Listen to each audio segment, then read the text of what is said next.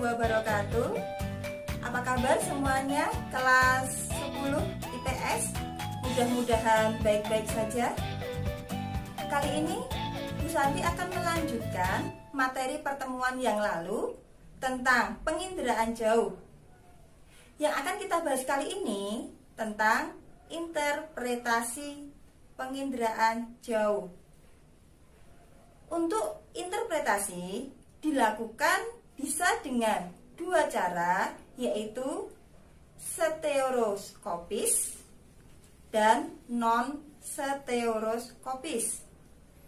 Stereoskopis artinya menggunakan alat, yaitu stereoskop, yang kita dapat melihat dua foto udara yang dua dimensi yang saling bertampalan. Kita lihat dengan stereoskop akan terlihat tiga dimensi. Bila interpretasi menggunakan non-stereoskopis, berarti kita tidak menggunakan alat, langsung kita baca foto udara yang dua dimensi. Tahap interpretasi penginderaan jauh yang pertama, deteksi, merupakan tahap pengenalan awal objek dalam foto udara.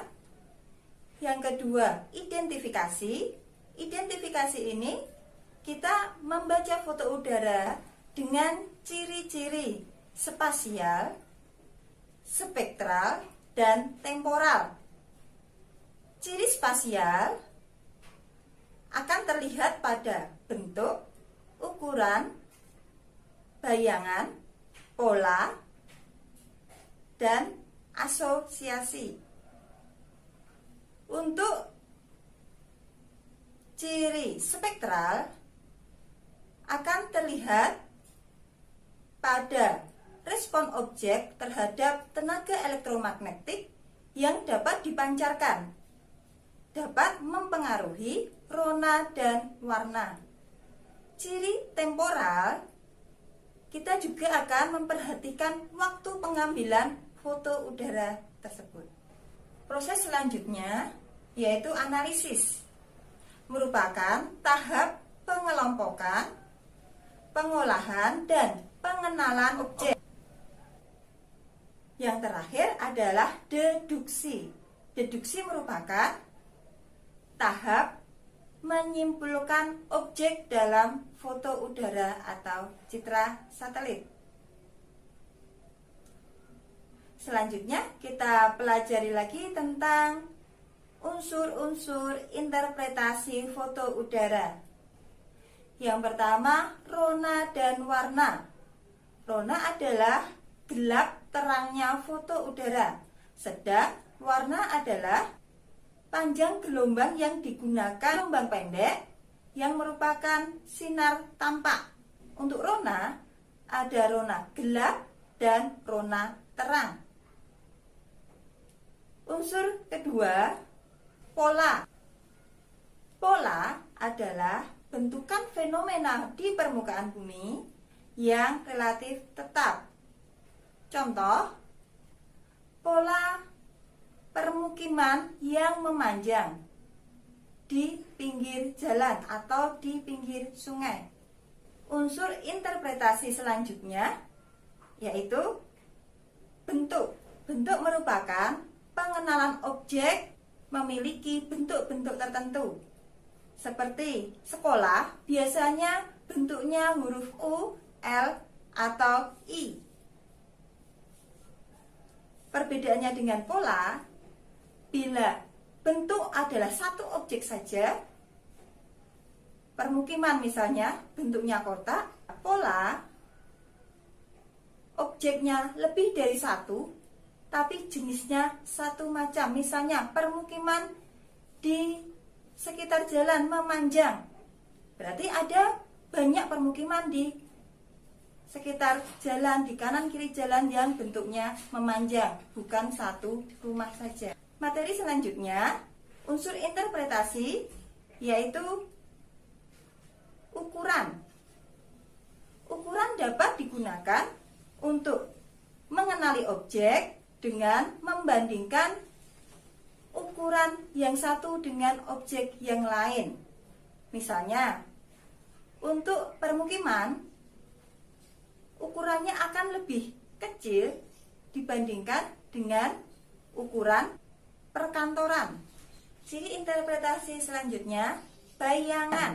Bayangan akan menunjukkan tinggi rendahnya suatu bangunan atau suatu objek di permukaan bumi. Misalnya, cerobong asap akan terlihat pada bayangannya. Ciri selanjutnya, tekstur. Tekstur merupakan frekuensi gelap dan terangnya suatu objek. Contoh, untuk di daerah sawah yang tanamannya adalah padi, akan relatif teksturnya halus dibandingkan dengan daerah hutan. Dia akan terlihat teksturnya kasar.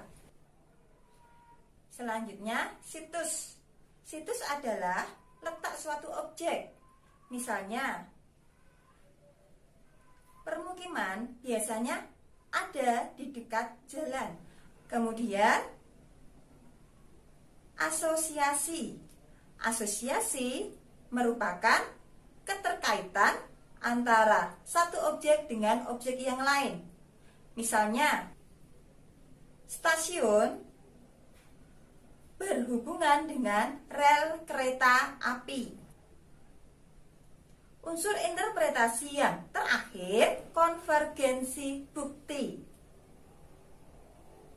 Dalam pengenalan penginderaan jauh suatu objek yang ada di sana, sebaiknya menggunakan lebih dari satu unsur interpretasi. Lebih banyak maka lebih bagus. Perhatikan contoh diagram alir untuk menginterpretasi suatu foto udara berikut. Di sini menggunakan 4 unsur interpretasi, yaitu bentuk, pola, ukuran, dan situs. Terlihat di foto udara, bentuknya berupa bintang. Berbentuk bintang, maka objek yang berbentuk bintang bisa kelapa, kelapa sawit, nipah, enau, atau sagu. Kemudian pola.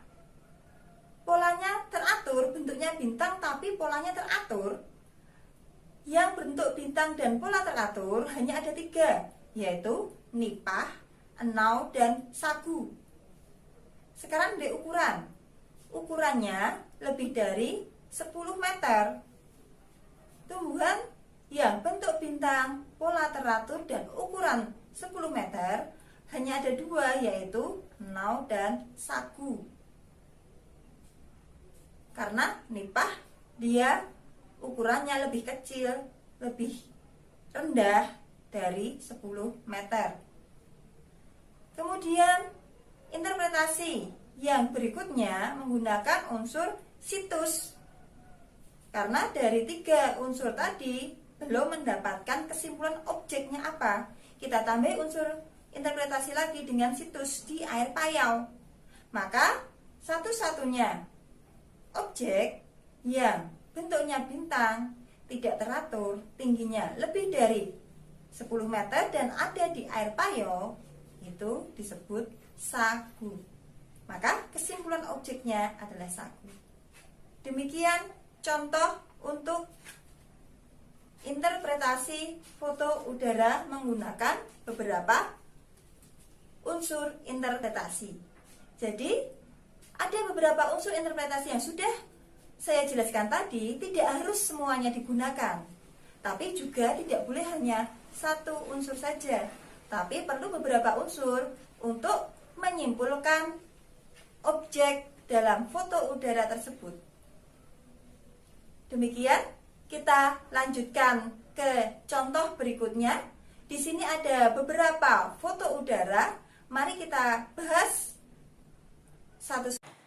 Contoh foto udara yang pertama. Terlihat di tengah-tengah ada objek yang mempunyai bentuk panjang. Bentuk panjang ini di permukaan bumi dapat berupa jalan, rel kereta api, atau sungai. Kita gunakan unsur interpretasi yang lain. Ukurannya sama dari ujung sampai ke ujung, lebarnya relatif sama, sehingga objek yang bentuknya memanjang dan lebarnya relatif sama dari ujung sampai ke ujung bisa rel kereta api, bisa juga jalan. Kita gunakan unsur interpretasi yang lain. Di situ ada cabang yang bentuknya menyudut, sehingga dari situ tidak mungkin rel kereta api. Objek tersebut adalah jalan. Tidak mungkin rel kereta api mempunyai cabang yang menyudut. Sudah kita dapatkan objek pertama yang di tengah memanjang itu adalah jalan. Sekarang kita interpretasi objek yang kedua. Di situ terlihat warna hijau. Warna hijau di permukaan bumi dapat berupa padang rumput, sawah, perkebunan, atau hutan. Kita gunakan interpretasi yang lain. Kita gunakan misalnya di sini dengan tekstur. Teksturnya halus. Untuk tekstur halus, warna hijau berarti dapat padang rumput atau sawah. Kita tambahkan unsur interpretasi yang lain. Polanya berpetak-petak. Maka warna hijau, tekstur halus, dan pola berpetak-petak dapat kita simpulkan objek kedua ini adalah sawah. Kita lanjutkan untuk interpretasi foto udara ini. Di situ masih ada objek yang ketiga di kanan kiri, jalan. Bisa dilihat dari teksturnya yang kasar, bentuknya kotak, pasti itu adalah bangunan yang mempunyai ketinggian karena ada bayangannya. Kemudian kita perhatikan lagi untuk situsnya di pinggir jalan.